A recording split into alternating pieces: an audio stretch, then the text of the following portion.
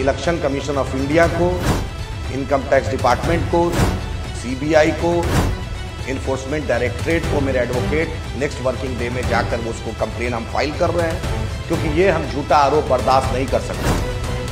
हम संविधान को मानने वाले हैं, हम कुरान को भी मानने वाले हैं। ये सिद्ध करना पड़ेगा कि आपने ये झूठा आरोप किसके कहने पर क्यों लगा रहे हैं, सिद्ध करें, वरना मैं क्रिमिनल डिफेमेशन सूट कल फाइल करने जा रहा हूं और ये चीज बहुत सीरियस लिया हूं। वीडियो को ज्यादा से ज्यादा शेयर करें और लाइक करें और चैनल को अस्सलामु अलैकुम वरहमतुल्लाहि वबरकातुहू। दोस्तों, बुजुर्गों, अजीजों, जैसा कि कल से मैं देख रहा हूं, रात से मजलिस इत्तेहादुल मुस्लिमीन के जो कैंडिडेट का डिक्लेयर हुआ है, मुझ पर, मेरी पार्टी पर, मेरे पार्टी के जिम्मेदार पर, मेरे रियासती सदर पर और तमाम लोग जो जिम्मेदार हैं उन पर जो झूठा आरोप लगाया जा रहा है।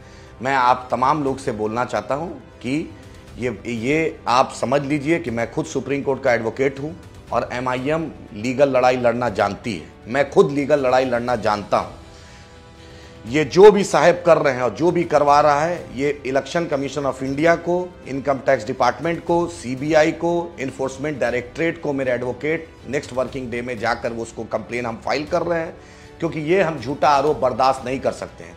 मैं election commission of India, district magistrate Katihar, home secretary Bihar, chief secretary Bihar, election commissioner of India और बिहार के जो चीफ इलेक्टोरल ऑफिसर हैं और इनकम टैक्स डिपार्टमेंट, सीबीआई और इन्फोर्समेंट डायरेक्टर के सभी जो डायरेक्टर के जो जिम्मेदार हैं, उनसे हम ये गुजारिश कर रहे हैं कि आप जो साहब ये झूठा लांछन लगा रहे हैं, उनका मनी ट्रायल पता कीजिए, उनका सोर्स ऑफ मनी पता कीजिए, कौन इनको पैसा दे रहा है और उनका इनकम टैक्स रिटर्न, उनका इनकम जो एसेट है वो पता करें कि वो 5 लाख, 10 लाख, 20 लाख जो इतनी आसानी से बोल रहे हैं।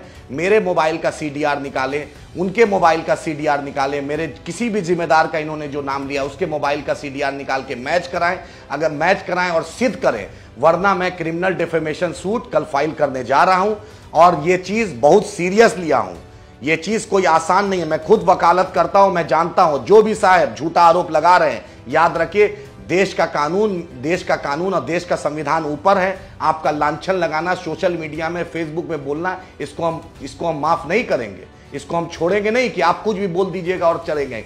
ये याद रखिए, इसको आपको सिद्ध करना पड़ेगा, क्योंकि मैं खुद बलरामपुर बारसोई से चुनाव लड़ने जा रहा हूं।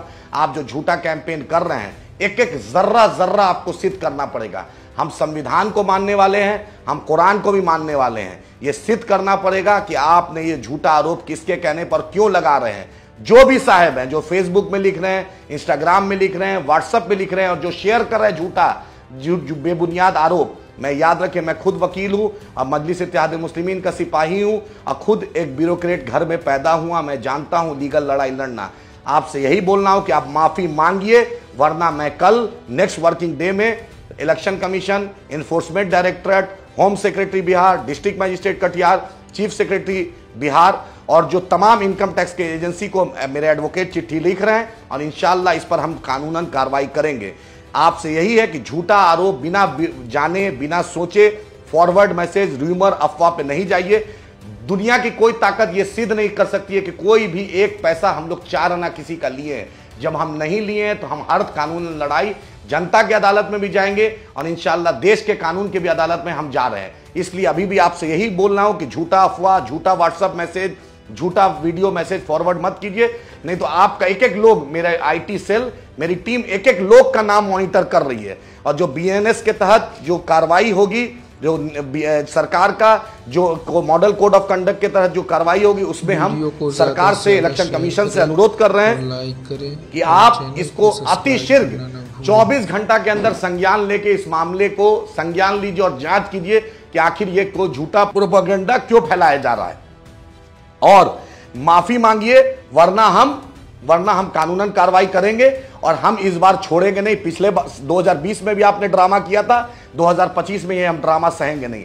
आपने शपथ लिया, आपने बैरिस्टर असदुद्दीन ओवैसी साहब, अख्तर उल ईमान साहब का नाम लेके आप पार्टी में आए, कभी किसी ने टिकट का वादा नहीं किया था। जो पार्टी का फैसला राष्ट्रीय अध्यक्ष, प्रदेश अध्यक्ष लेंगे, सब लोग ने कहा था कि वो मानेंगे। और ये झूठी जो आप बात बोल रहे हैं, इसका आपको भारतीय न्याय, भारतीय संविधान की तरह जवाब देना पड़ेगा और सुप्रीम कोर्ट ऑफ इंडिया से लेकर जो लोअर कोर्ट तक आपको जवाब देना पड़ेगा। अगर आप माफी नहीं मांग रहे हैं तो इंशाल्लाह मैं कानूनन कार्रवाई, मेरे एडवोकेट को बोल दिया हूं, नेक्स्ट वर्किंग डे में नोटिस चला जाएगा। शुक्रिया।